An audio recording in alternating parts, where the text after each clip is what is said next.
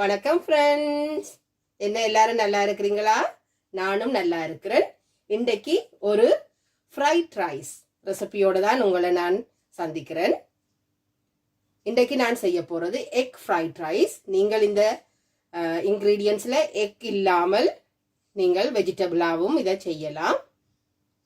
சரி வாங்கோ, நாங்கள் இந்த வீடியோக்குள்ளே போகலாம். அதுக்கு முதல்ல இந்த ஃப்ரைட் ரைஸ் செய்யறதுக்கு என்னென்ன தேவை என்று பார்ப்போம்.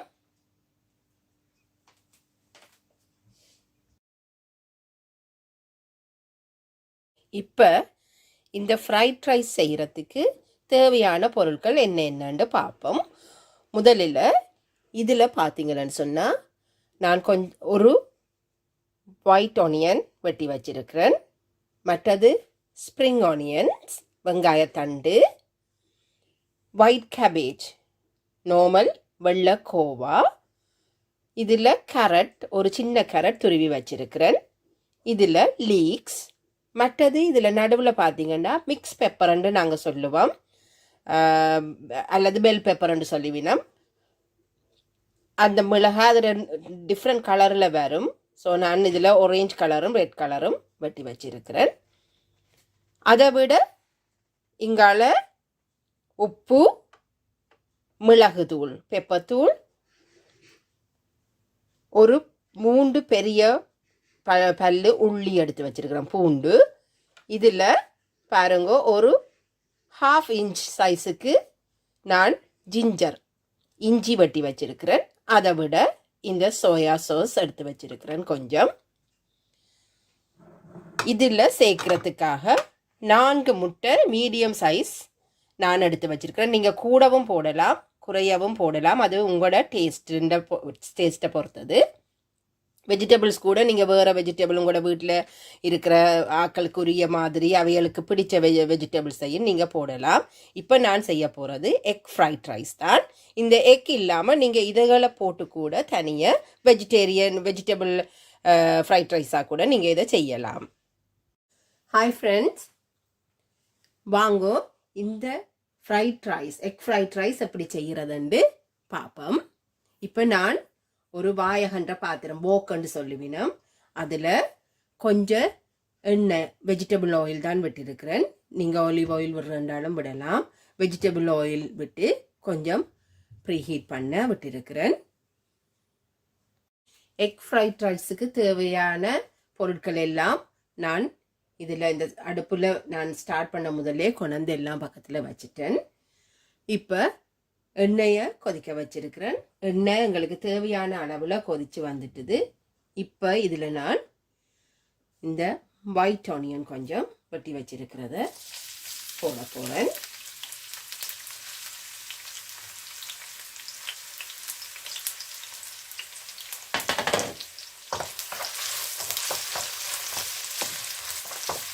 இது உங்களுக்கு வதக்கி எடுக்கிறதுக்கு கன நேரம் தேவையில்லை. ஃப்ரைட் ரைஸுக்கு கொஞ்சம் வரக்கறிகளை ஹாஃப்வேயோ முக்கால் பதத்துலேயோ நீங்கள் இதை அவிச்செடுக்கிறது, நல்லா முழுசாக வதக்கி எடுக்கிறது அவ்வளவாக சுவையை கொடுக்காது. பாருங்க, இப்போ இந்த மிக்ஸ் பெப்பர்,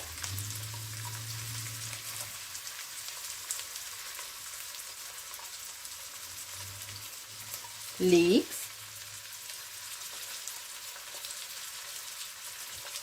மற்றது கேரட். இங்கே பார்த்தீங்கன்னா தெரியும், நான் அநேகமாக எல்லா வெஜிடபிள்ஸையும் ஒன்றாத்தான் போடுறேன். ஏனெண்டா எல்லாமே ஒரே நேரத்தில் அவிச்சு நாங்கள் எடுக்கக்கூடிய மாதிரி இருக்கும். கேபேஜும் போட்டுட்டேன். இந்த ஸ்ப்ரிங் ஆனியனை மட்டும் நான் லாஸ்ட்டில் போட போகிறேன்.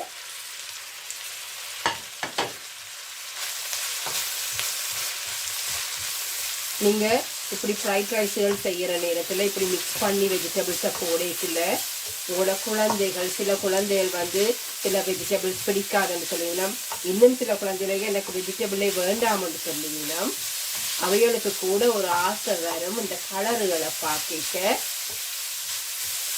ஸோ அதால் நீங்கள் உங்கள் ஃப்ரைட் ரைஸ் செய்கிற நேரத்தில் உங்களால் முடிஞ்ச அளவு வெஜிடபிள்களை இதுக்குள்ள ஆட் பண்ண பாருங்கோ வெஜிடபிள்ஸ் வதங்கி கொண்டு இருக்குது. இன்னும் கொஞ்சம் நேரம் வதங்க விட வேணும். அதுக்கிடையில் நான் உங்களுக்கு இன்னும் ஒரு வெஜிடபிளை பற்றி சொல்ல வேணும். இது வந்து பக் ஷோய் என்று சொல்லுவீனம். இது கூடுதலாக சைனீஸ் ஃப்ரைட் ரைஸ் அதுகளில் சேர்க்கிறவ அல்லது சூப்புகள் அதுகளுக்கும் இந்த வெஜிடபிள் சேர்க்கிறவ. இதை நாங்கள் சின்னதாக அரிஞ்சு எப்பவுமே கடைசியில் தான் இதை நீங்கள் ஆட் பண்ணுறது. கூட சுவையையும் அந்த டிஃப்ரெண்டான அந்த சைனீஸ் ஃபுட்டுன்ற அந்த ஃப்ளேவரையும் கொடுக்கும் உங்களுக்கு. இது சொல்கிறது பக் ஷோய். பாருங்கோ, எங்களுக்கு தேவையான பருவத்துக்கு கிட்ட இந்த மரக்கறி எல்லாம் அவிந்து இருக்குது. இப்போ நான் இதில் நாங்கள் எடுத்து வச்சிருந்த அந்த இஞ்சி பூண்டு அரைச்சி வச்சிருக்கிறேன். கொஞ்சம் குறகுறப்பாக தான் நாங்கள் பாவிக்கிறோம். நீங்கள் நல்ல பேஸ்டாகவும் அரைச்சி போடலாம். அதையும் சேர்த்து பெப்பர், மிளகுத்தூள் உங்களுக்கு தேவையான அளவு உரைப்பு. நாங்கள் வந்து இது கூடுதலாக கறியோடு சாப்பிட்றதால உரைப்பு அதிகம் போடுறதில்ல. அதுவும் அதோட உப்பும் தேவையான அளவு சேர்க்க வேணும். இப்போ இதை நான் மிக்ஸ் பண்ண போகிறேன்.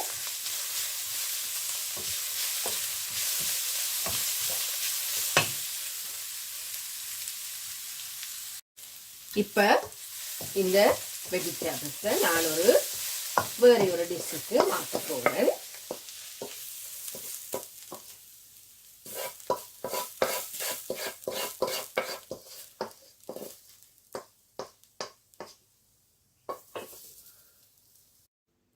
இப்போ இதில்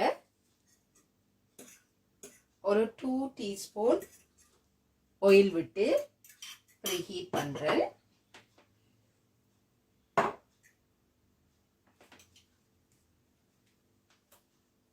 நாங்கள் எடுத்து வச்ச முட்டைக்குள்ள கொஞ்சம் உப்பும் போட்டு நான் இதை இப்படி மிக்ஸ் பண்ணுறேன்.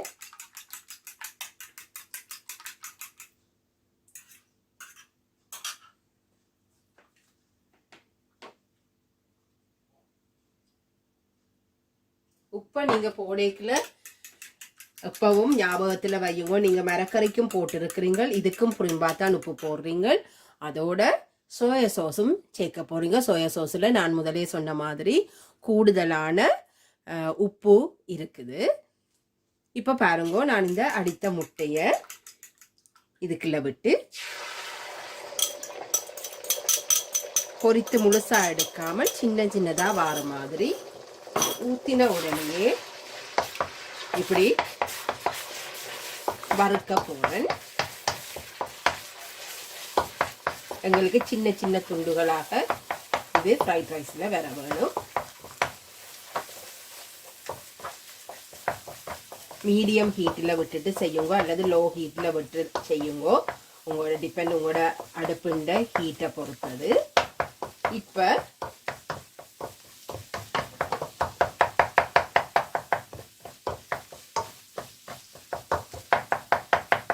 பாருங்க, சின்னதாக இந்த முட்டையெல்லாம்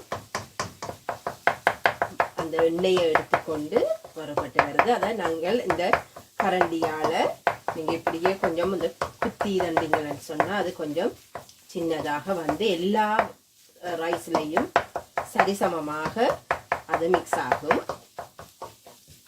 இந்த நேரம் நான் எடுத்து வச்சிருந்த அந்த வெஜிடபிள் மிக்ஸையும் இந்த எக்குக்குள்ளே நான் போட போகிறேன்.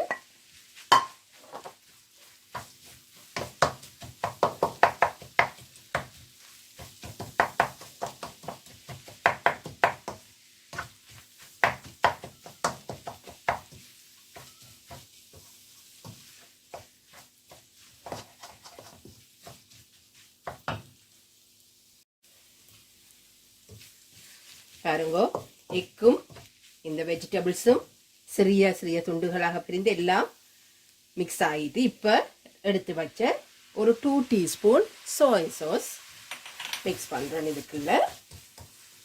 அதோட சேர்த்து இந்த ஸ்ப்ரிங் ஆனியன்ஸ் அதையும் இப்போ போட போகிறேன்.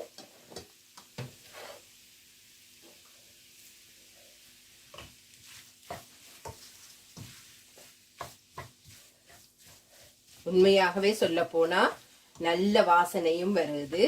பாருங்கோ, நாங்கள் இவ்வளவு வெஜிடபிள் ஒரு நேர சாப்பாட்டுக்கு நாங்கள் சேர்க்கக்கூடிய மாதிரி இருக்குது. அவ்வளவும் எங்களுக்கு நிறைந்த சத்தை கொடுக்கக்கூடிய வெஜிடபிள்ஸ். பாருங்கோ, இப்ப நாங்கள் அவித்து வைத்திருந்த ரைஸை நான் இதோட கொஞ்சம் கொஞ்சமா உதிரியாக வார மாதிரி நான் இப்ப இதோட கலக்க போறேன்.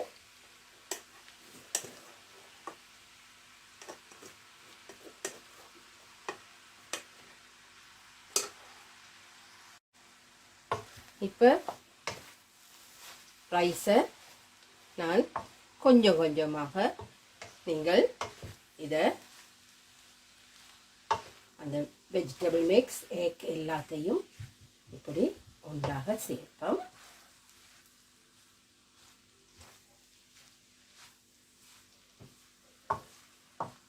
இந்த கரண்டியின் பின்பக்கத்தால் கொஞ்சம் நீங்கள் இப்படி இப்படி செய்து விட்டால் ரைஸ் கொஞ்சம் உதிர்ந்து வரும்.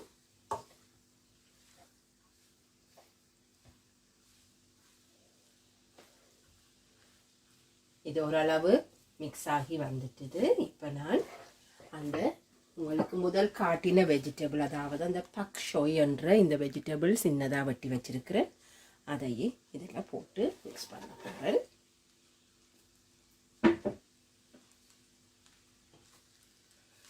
இது பார்க்க பெரிய பெரிய துண்டு மாதிரி இருக்கும்.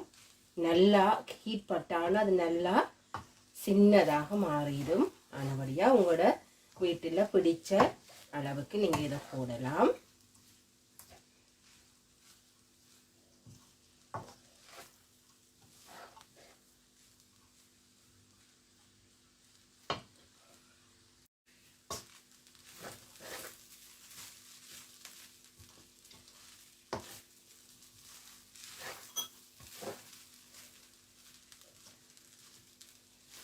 பாருங்க ஃப்ரெண்ட்ஸ், இப்போ இது எவ்வளவு உதிர்ந்து ரைஸ் எல்லாம் உதிர்ந்து இந்த மரக்கறி முட்டை எல்லாமே ஒன்றா சேர்ந்திருக்குது.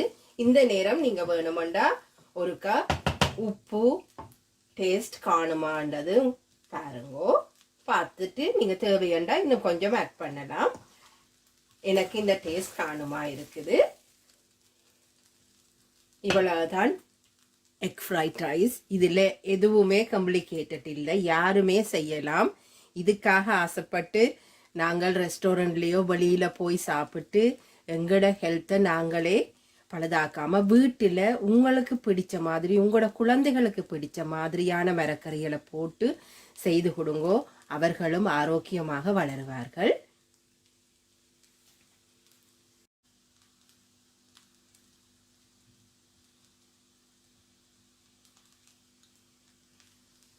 பாருங்கோ, எவ்வளவு கலர்ஃபுல்லாக உதிரியாக நாங்கள் ரெஸ்டாரண்ட் ஸ்டைல்லையே இதை இப்போ செய்து எடுத்துட்டோம். என்ன ஃப்ரெண்ட்ஸ், இந்த ரெசிபி உங்களுக்கு பிடிச்சிருக்கா? நான் செய்த எக் ஃப்ரைட் ரைஸ் ரெஸ்டாரண்ட் ஸ்டைலில் எங்களுக்கு பிடிச்ச மாதிரி ஹெல்த்தியான நிறைய வெஜிடபிள்ஸ் போட்டு செய்திருக்கிறேன். நீங்களும் இப்படி உங்களோட வீட்டுக்கு தேவையான மாதிரி ஆரோக்கியமாக செய்து உங்களோட குழந்தைகளுக்கும் கொடுங்கோ. ஏன்னு சொன்னால் சமையல் கட்டில் யார் நிற்கிறீங்களோ எங்களுடைய பொறுப்பு தான் குடும்பத்தின் ஆரோக்கியம். கொஞ்சம் சிந்தியுங்கோ. இந்த வீடியோ உங்களுக்கு பிடிச்சிருந்தா ப்ளீஸ் லைக் பண்ணுங்கோ, ஷேர் பண்ணுங்கோ, சப்ஸ்கிரைப் பண்ணுங்கோ ஸ்மைல் பி பாசிட்டிவ் சேனலுக்கு. இதுவரைக்கும் நீங்கள் தந்து கொண்டிருக்கிற ஆதரவுக்கு மிக்க நன்றி. மீண்டும் இன்னொரு வீடியோவில் உங்களை சந்திக்கிற வரைக்கும் தேங்க்யூ, பாய்.